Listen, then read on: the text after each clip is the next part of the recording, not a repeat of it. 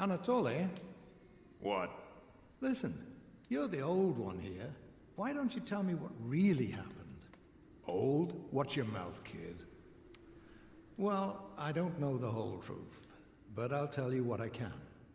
They say that not long before the catastrophe struck, people all over the world began to find strange things, stones more often than not, which emitted unidentified particles. As for where these things came from, nobody could say for certain. A theory almost immediately emerged that it was this radiation that led to animals mutating.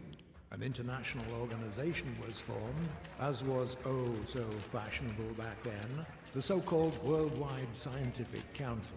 This organization studied how this unknown radiation caused living organisms to mutate. And of course, the first thing that they did was think up a name for the particles, and for the radiation itself. NDP radiation. There were still a few mutated animals back then, and they were like cute kittens compared to the beasts that roam the wastelands now. But the first research projects confirmed that this NDP radiation causes serious mutations in animals. As for people, for some reason the radiation affected them entirely differently. Even a small amount applied to damaged tissue caused it to regenerate far more quickly. The body quickly recovered from illnesses, and even serious wounds could be healed using nothing but this radiation. On top of that, many other positive attributes were observed in practically all areas of science. The scientists couldn't have been happier. It was like manna from heaven to them. The discoveries came one after the other. New instruments and medicine. They learned to use sources of the radiation as power sources. How do you think some devices still work to this day?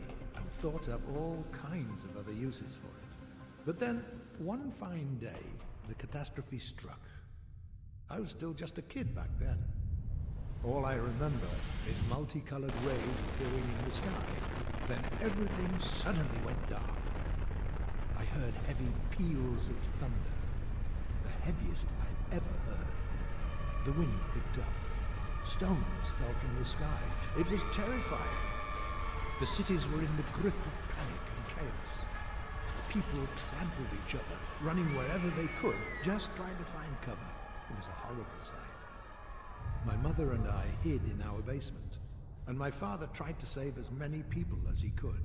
Then, it all suddenly stopped. The night of nightmares was over, and day broke. Wow! And then what happened? Just listen and don't interrupt. Many people died that night. All the largest cities were destroyed. All that we call civilization had turned to dust. It was like we'd gone back to the Stone Age in a single instant. All humanity's problems disappeared. Everyone in the world suddenly had the same goal: to survive. That was when the monsters came. They surged into the cities that remained whole in huge packs, destroying everything alive in their path. In those days, our already diminished species became even smaller. But there were cities that could withstand the monsters. The military was able to lead the people. They began to unite, protect their ruined cities from the mutants, and find other survivors. Thus was the Confederation born. One of the Confederation's primary goals back then was to find scientists who worked on the WSC projects. They even managed to find surviving laboratories where scientists still labor away to this day. Thanks to the scientists, they managed to partially restore the research performed on NDP radiation before the catastrophe, and even to make use of some of the technologies. For example, the scientists managed to create special NDP concentrators, which alter the radiation to form something like a protective field. The mutants fear the field like fire and won't enter it. That's how the domes above our cities were created. They protect us from the monsters. There's one more thing that the old world left to us: teleporters. As far as I know, it's some sort of old military tech. Only a few of them were put into testing.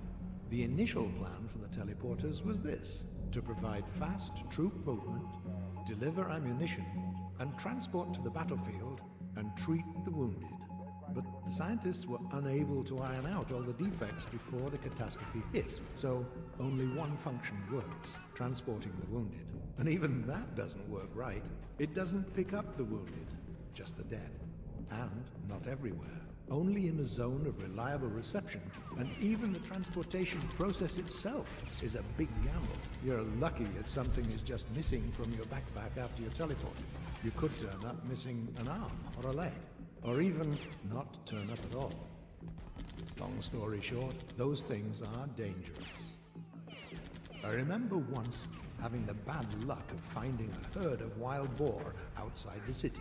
Not surprisingly, they trampled me in 3 seconds, and the transporter teleported me without my clothes. And I remember feeling how it put me back together, piece by piece. An unforgettable sensation, believe me. Although the daredevils in the arena use the transporters every day, and they seem fine, still alive. Quiet, do you hear that? Hear what? There's something there in the bushes.